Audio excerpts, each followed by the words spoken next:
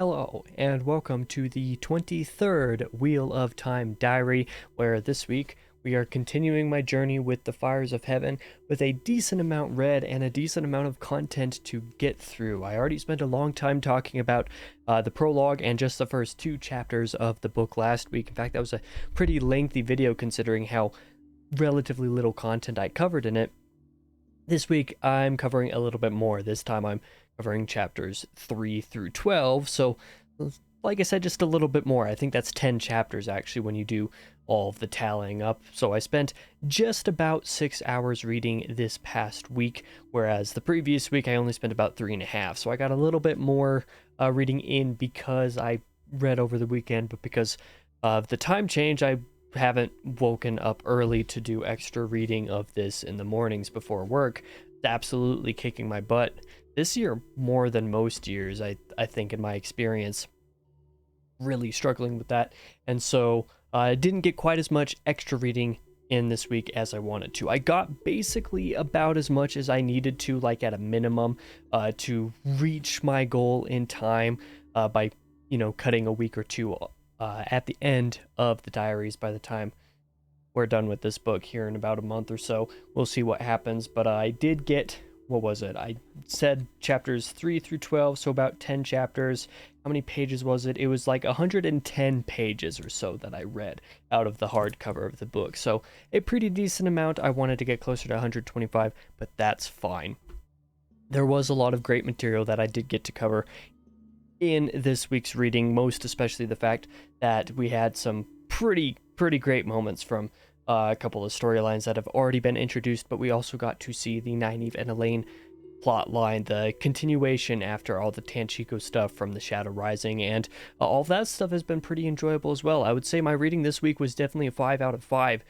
Not only was there some great stuff to cover, but just chapters 3 through 5, and especially chapter 3, were like, this is what I want from this series. I don't know what about the reading this week just worked for me, but it really worked. After I was a little bit disappointed with the Shadow Rising, relatively speaking, this one has come out strong.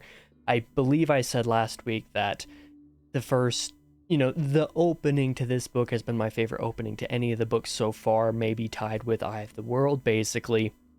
And I would say it's continued very strong. If the entire book is as strong as the first almost 200 pages of this has been for me so far, I've got about 500 pages left. It could surpass The Dragon Reborn as my favorite. Obviously, that's looking high. That's looking a little bit lofty of a goal because I've still got a few more weeks of reading to do. I'm not horribly far in. I'm like, a quarter of the way through maybe? I don't remember the exact percentage, but not quite enough to really make the assertional like it's my favorite so far, but it has the potential to be my favorite so far, and that is what is important. So I'm going to go ahead and move now into the spoiler territory and talk about what actually happened in my reading for the week.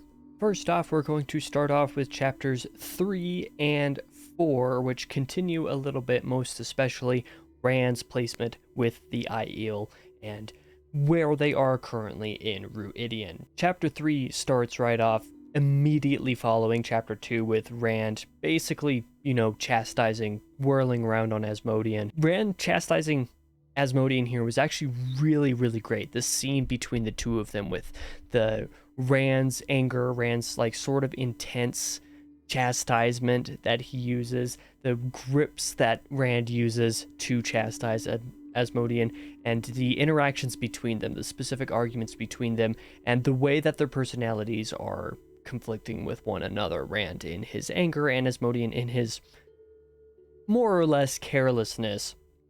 The interactions are great in this moment, but the conversation does actually move a little bit more into the repercussions of what happened to Asmodean when he was cut off from his bond, I suppose you could say. Maybe there's a better way of putting it, with the Dark One, making it so that the Dark One can't really track him, and allowing for Asmodean to be able to teach Rand, under the binds of Lanfear's, shield, to keep Asmodean from having his full reign of power, essentially. The point is, the repercussions of breaking Asmodean off from the Dark One is really set forth to us in this chapter, because Asmodean tells us basically that what the Dark One will do to Asmodean when he rises is worse than any other fate that Asmodean could possibly face. So basically the minute that Asmodean hears that the Dark One has been released from his prison in any way, shape, or form, Asmodean plans to just off himself in, the effort of avoiding whatever punishment the Dark One would round on him. So I feel like this worked for me because I think it really outlines not just the power of the Dark One, but kind of the fear that is inherent in him. Obviously, the world building in the series up to this point has really made it obvious that people don't really like the Dark One, obviously, and that most people are rather terrified of him and the fact that he might be released at some point. But it's not like, through the rest of the series, it's more like a broad outer fear that's like, okay, well, maybe this will happen. Maybe this will be a thing that affects us. We should be worried about this distant idea, this distant thought of something that could happen in our day or whatever. Now that the Dragon Reborn Rand is, been making his mark upon the world, people know that it's coming sooner rather than later, but that was generally the world building that was going on. Asmodean, the way that he describes, the simple way that he says, I would rather off myself immediately upon hearing that he is free than let him have his wrath upon me, is a really great way to make the Dark One a little bit scarier to us as the reader. I really appreciated that. And we also got a little bit more discussion, not just about the Dark One, not just about Rand chastising Asmodean for using the one power around Moraine and Egwene. I think it might have just been Egwene that he used it around in the previous chapter. But we also got a little bit of conversation and talk about the magic system inherent to the world as well, and specifically how it applies to males and how male and female kind of differ in certain regards. It doesn't get super detailed, it's not a textbook or anything, but it does give a little bit of hints and details about how certain things work a little bit. That's like, yeah, that's actually really cool, that's interesting, I'm intrigued about the magic. I'm really hooked on the way this magic system works just because of the little hints that were dropped in this chapter. I really appreciated that. So basically, this entire scene between Rand and Asmodean was just top notch in all of the things that it covered. I really liked all of that. And that doesn't even get into the fact that chapter 3 still has another scene to go, and that's with Matt as well. He has a little POV here. I believe it's his first POV in the book, and I gotta say, it was pretty good. It might have been better than any of his POV moments in The Shadow Rising for me. Of course, I might be misremembering stuff. There's probably some POVs from The Shadow Rising that I'm forgetting, but of the ones that I can recall off the top of my head, this one was pretty solid and written very well, I've got to say. This chapter is exactly what I wanted from the series as far as prose and character interactions go, in Robert Jordan's specific style. So Matt's scene is Rand's scene is a pretty good example of this, but Matt's scene particularly is a really good example of this as well. There's not a whole lot that really happens in Matt's moment in chapter 3, but Matt's interactions with Melindra and speaking with Rand as well, calling out to Rand and talking to him, calling him Luz Theron, and then having a small discussion about Rand, about his nervousness that Rand will react poorly to his wanting to return home, return to the Two Rivers, see if Perrin's there, see if Perrin made it, see if anything's wrong there, kind of that whole thing. Just Matt basically saying, like, I kind of want to go home. Would you be mad at that? And Rand saying, no, I wouldn't really be mad at that. That's your decision at this point. And I just thought that the character interactions were great. Like I said, there wasn't a whole lot that happened in Matt's moment here, but the POV was very good. But then we move into chapter 4, which is a little bit more introspective on Rand's part, whereas chapter 3 was Rand talking with other people. Chapter 4 is a lot more of Rand thinking to himself and being inside of himself, essentially. Rand's interactions and place among the Aiel is a big part of the scope of this chapter, especially as he travels under the roof of the Maidens and goes to his room. He basically lives with the Maidens, which is an unheard of thing because no male that isn't a Gaishane, I think that's how that's pronounced, is Gaishane, any non-Gaishane males aren't allowed under the roof of the Maidens. So the fact that Rand as he who comes with the dawn, obviously, so he's a relatively important figure. He's allowed under this roof, and he has a resting place above it all. He specifically requested to be separated from everybody, I think for kind of obvious reasons in some regards. Just the little minutia to how Rand's existence with the rest of the Aiel is placed in this chapter is quite good, in my opinion. And the way that the maidens also tease him as a character, for various different reasons, is also just rather fun. It's, an enjoyable chapter to read for that regard.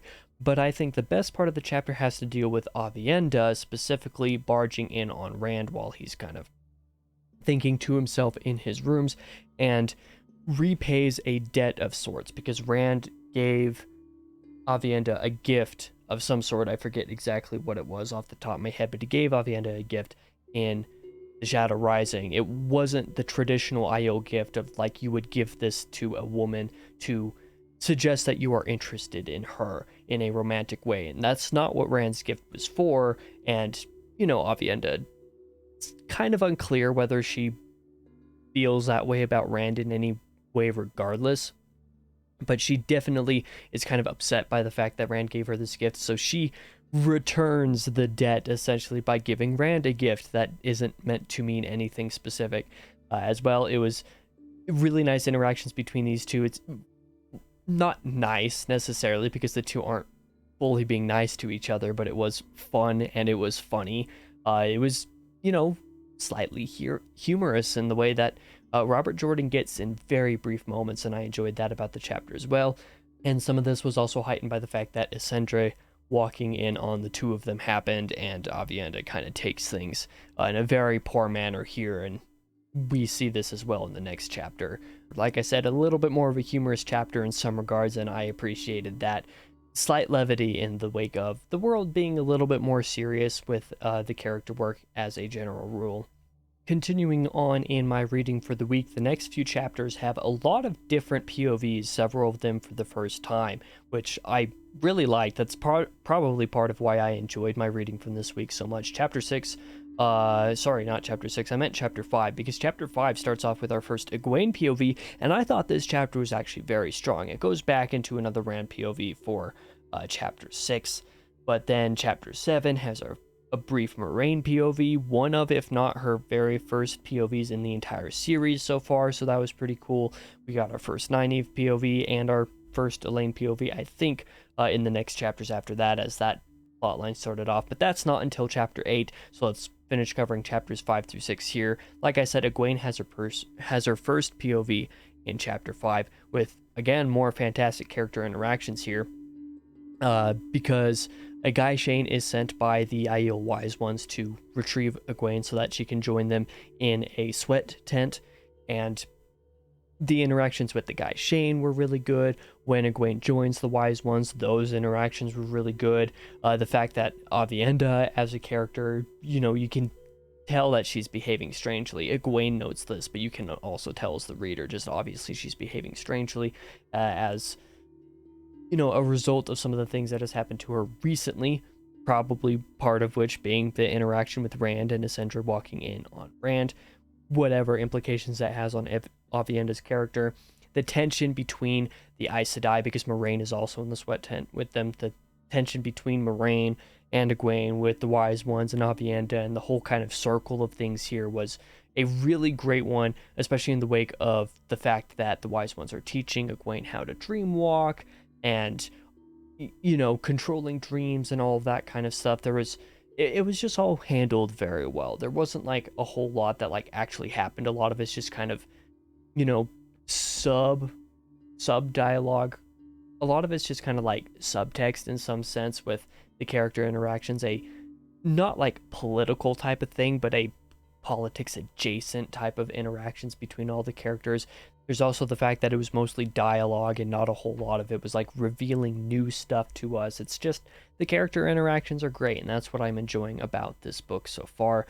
But going back to chapter 6, this goes back to another Rand POV, and more specifically a Rand POV where Darkhounds attack Ruidian, and Rand absolutely destroying them. We learn a little bit after the fact that, well, not even necessarily after the fact, like Moraine knows more or less immediately that like Rand just used balefire to kill these Darkhounds. So that's a very concerning thing. I learned a little bit more in discussions with other people after the fact when I was writing my thoughts, a little bit more of the mechanics behind balefire, and I think balefire as a thing is actually a really cool concept to have in the series. It kind of ups the, the scale of just kind of horrific stuff that could possibly happen in this world if things go poorly. Rand using balefire to kill the Darkhounds also inadvertently saves Matt, because we learn a little bit later in the chapter that one of the Darkhounds was able to get through the door and like slobber all over and probably bite Matt's arm. I think that might have happened. I don't remember, but at least slobber all over it. But because Rand used balefire, and one of the mechanics of balefire is like completely erasing the existence of whatever it touches or whatever it kills, whoever it kills. Part of the mechanics of that is causing that thing, because it never existed, to like go back in time in some sense. There's some other intricacies to it, and I'm not going to try to explain the whole thing here, partially because like I don't understand the full depth of how balefire works. But essentially, because Rand uses balefire to kill the Darkhounds, their existence is erased, plus kind of goes back in time a little bit as well. And so Matt is saved because only a little tiny drip of slobber lands on his arm that Moraine has to heal, rather than, say, the entire thing, which would have just, like, killed him, basically. There's just some really cool stuff about balefire here. Moraine's stress, specifically, over the fact that Rand used balefire, really kind of sells the fact that balefire is dangerous, and that you don't really want to see it used too often. And the way that it was put to me was basically, if you use balefire to kill something, you are erasing something from the thread. You're erasing a thread completely from the pattern. The Wheel of Time weaves a pattern, essentially, and different people, different things are considered threads. If you take balefire and you light up one of those threads and it just disappears, it doesn't really do like a whole lot. But if you do that with a lot of things, well, different parts of the pattern are going to be affected by threads just completely disappearing. Entire sections of it could disappear, and then thus would cause reality in some sense to collapse. So there was some really cool stuff in the chapter because of that.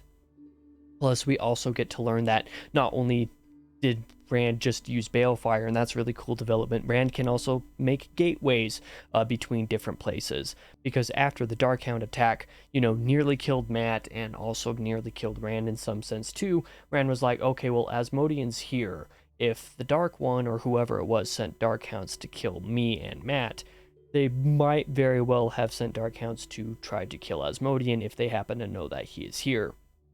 And so he uses a portal to go back to where he has kept Asmodean trapped in like this block of where he can't escape with the one power. And we see that the Darkhounds were actually there too. So some interesting developments there that I'm interested in following. But yeah, the fact that Rand can make portals, and then we also learn a few other things as well, because Lanfear shows up through another portal. I think that's how she shows up. She at least disappears that way, but she comes through another portal, so there is some of that as well. Lanfear is... I think Lanfear essentially reveals in this chapter that Lord Gabriel, who is like manipulating or has Queen Morghast back in Andor, back in Caemlyn, like under his wing, and has been manipulating a lot of the political aspects of the world as of recent, that Gabriel might just be Ravin, one of the Forsaken, kind of the same way that Samael has one of the lands. I forget which one it is off the top of my head. Is it Ilion? I believe he's running Ilion, Samael is. So you have these two Forsaken that are definitely basically in charge with different parts of the land, so that's terrifying. That was an interesting development that was made. And then the chapter also ends with Rand learning that the Shido might be planning to invade Carrion. So he essentially makes off to allow for his group of the Aiel to chase after that, or to try to make it to Carrion first, or to try to keep the disastrous consequences of the Shido invading Carrion to a minimum, at least. So that was a fun way to end that chapter. But then, like I said, chapter 7 was a brief Moraine POV, which was nice to get. There wasn't really a whole lot that happened in the chapter. It was just nice to get some discussion between her and Lan concerning Moraine's anxieties from the last chapter about balefire and Rand and some of that stuff. Lan's also pretty anxious and upset in some sense with Moraine for essentially relenting to Rand in some ways, because she was like, please just let me help you, Rand. I want to explain to you what just happened. And Rand wasn't having it for a bit. So there was some nice interaction between Lan and Moraine in this chapter. Not really a whole lot happened. It was just cool to get that POV from her. But then the next few chapters, chapters 8 through 12, are the start. Well, actually, 8 through 12 are not this way. It is 8 through 10 are the start of the Elaine and Nynaeve POV. I think this POV has started off a little bit strong. I have a couple friends who didn't love this POV, and right around when these POVs started was when they started to get annoyed with the book in some capacity. But I think that the start of this plotline has actually been pretty good. Our first Nynaeve POV sees not a whole lot happening, but we see the group Nynaeve and Elaine and Tom and what's his bucket as well. I forget the other dude's name. For some reason, I always forget his name. Traveling through the countryside to try to get back to the White Tower after their time in Tanchico, because I believe they got what it was they were looking for in Tanchico.